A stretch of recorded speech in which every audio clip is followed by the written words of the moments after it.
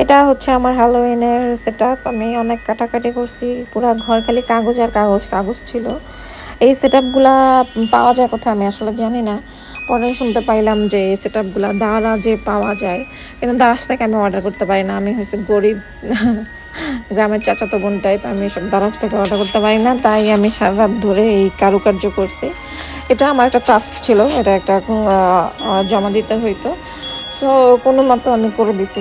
আমার থেকেও ওরা যারা বানাইছে ওদের অনেক সুন্দর সুন্দর বানাইছে। আমি জাস্ট হাতে বানাইছি, কিন্তু ওরা অনেক সুন্দর করে বানাইছে।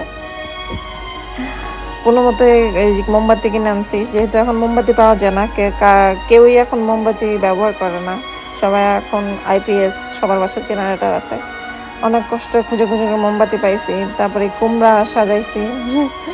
কুমড়া এটা কেনা দরকার ছিল, ভিতরে কি টিয়া করে পরে খাওয়া ফেলা যেত।